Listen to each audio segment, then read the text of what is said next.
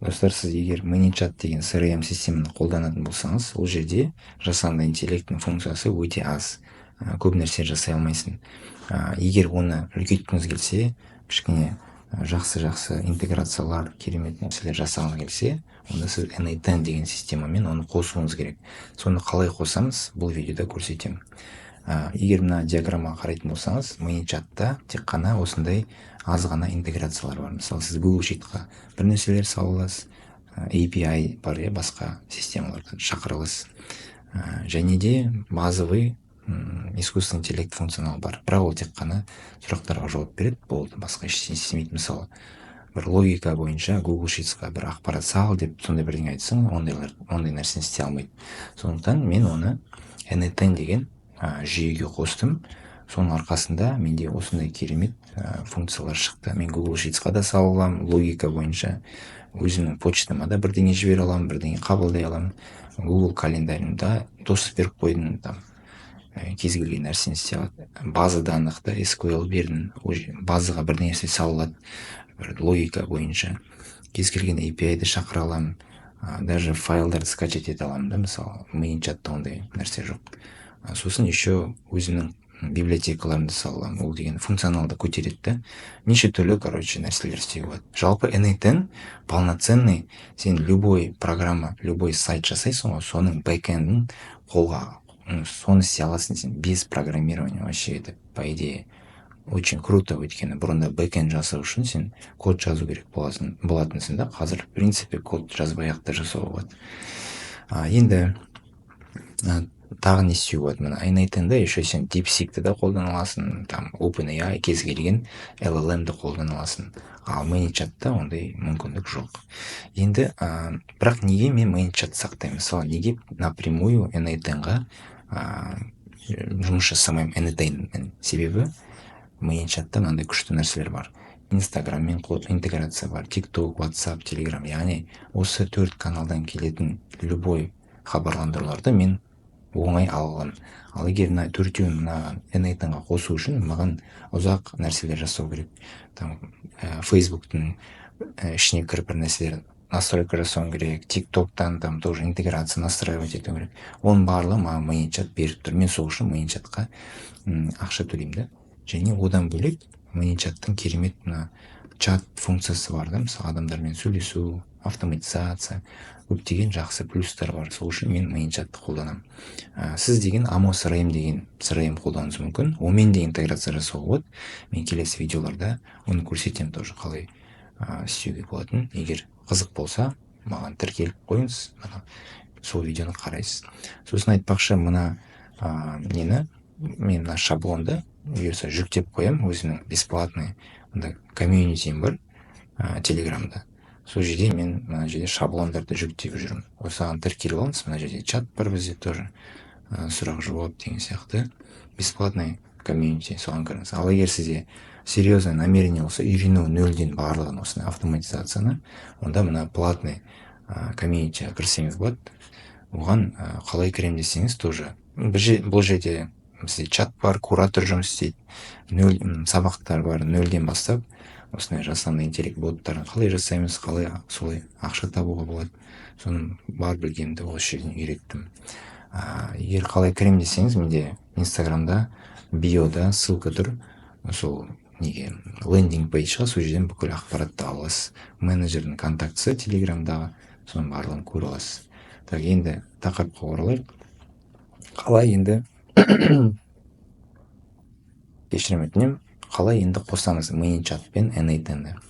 Ең бірінші түсіну керекті, қалай жалпы қосамыз теориясын. Қосу үшін ManyChat-тан сообщениені алу керек N10-ға. Сосын сообщениені N10-нан ManyChat-қа қайтып жіберу керек.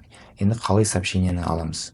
ManyChat-тан сообщение алу үшін external request деген нәрсені қолданамыз. Ол деген мына жерде жатыр.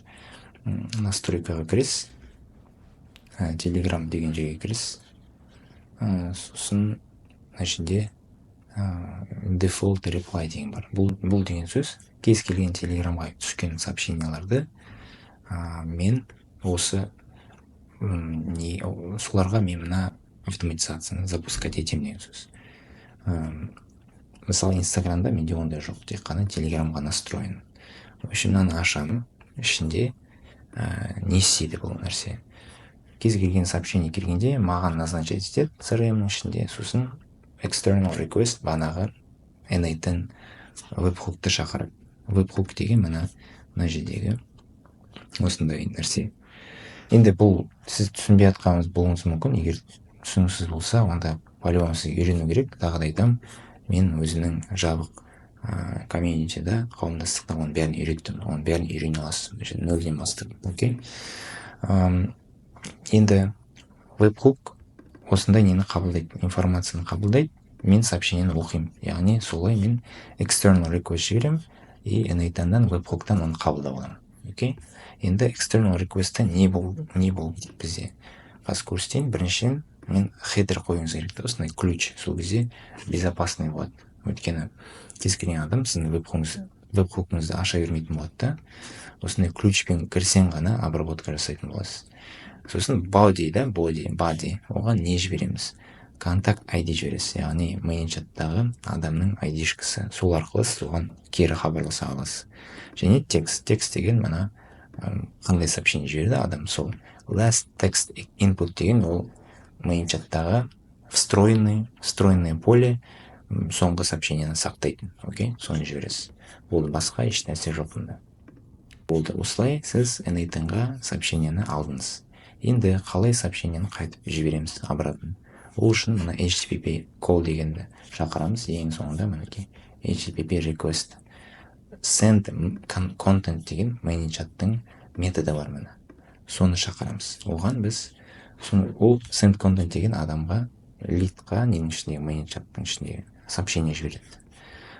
Send content айтпақшы, настройкаларды ұмытып қалмау үшін, қайтып қолмен жазбау үшін менің осы шаблонымды алсаңыз болады. Мен мынаны скачать деймін да, өзімнің бесплатный неме жүктеп қоямын мына жерге. Community шаблон осы жерге жүктеп қоямын, осы жерден скачать етіп алсаңыз болады. Енді қараңыз, send content осы параметрларды таңдаймын. Mainchat authorization ол mainchat'тың ключі. Ол ключті мынаны аласыз. Настройки API ключ. Тоже API ключ, API, оның бәрін сабақта үйреттім. Егер түсінбей жатсаңыз, оны сабақ қараңыз. Мына жерден ключті аласыз, сосын сол ключті мында сақтайсыз. Көрдіңіз, authorization деп сақтайсыз. Сосын мына content type деген параметрларды бересіз и JSON осы параметрді бересіз. Бұл маңызды. Мен мынаны ManyChat-тан техподдержкасынан сұрап алдым, қалай жібереміз деп. Мынау деген бірінші параметр, ол банағы номер, ManyChat-тағы адамның номері. И мынау екінші параметр, ол сообщение, қандай сообщение сен берейін деп жатсың. Болды. И мынау Telegram деген қай канал. Егер WhatsApp канал болса, мына жерге WhatsApp дейсіз. TikTok болса, TikTok деп жазасыз. Сол кезде сообщение кері баратын болады ManyChat-қа. Мінекей осылай біз ManyChat-тың функционалын бүйтіп расширять ете аламыз. n8 арқылы көптеген функционалға доступ ала аламыз. Осы интеграцияны қалай істеу керек екенін осылай менің шаблонымды жүктеп алып, осы сабақты дұрыстап қарап, мен айтқан нәрселерді қайталасаңыз, сізде ManyChat n8-мен байланысатын болады. Сол видеоның соңына дейін қарағаныңыз үшін рахмет. Сізге іске сәт, осы нәрселерді негізі үйреніп алсаңыз, негізінде бұл өте жаңа тақырып, және де осы арқылы негізі ақша таба аласыз. Менің шәкірттерім уже осындай бизнестарға жасап ақша тауып жатыр. Сондықтан сізде сондай мүмкіндікке ие бола аласыз. Бірақ мен айта алмаймын, гарантия бере алмаймын, сіз осыны үйреніп алып күшті ақша тауып кетесіз деп. То есть адамға байланысты, сіз еңбектенсеңіз, ізденіп тырыссаңыз, сізде оған жете аласыз да. Ал егер бастап жарты жылда қалдырып кететін адам болсаңыз, онда әрине сіз ондай нәтижеге жете алмайсыз. Сондықтан мен гарантия бермеймін. Бірақ істей аласыз да. Мен үйреткен сабақтарын дұрыс оқысаңыз, тырыссаңыз, сұрақтар сұрасаңыз, бір ай бойы куратор жауап береді да бізде обучениеда. Просто адамдар даже сұрамайды куратордан. Еш нәрсе үйренбедім деп отырады да. То есть олай тоже болмайды. Сол достар, осындай сабақ негізінде өте пайдалы, себебі ManyChat пен n8-ні қосу көп уақыт, маған көп уақыт алды оны разбираться, а так сізге мен готовый инструкциясын беріп отырмын. Сол достар, күндеріңіз сәтті өтсін. Келесі видеоларда көріскенше сау болыңыз.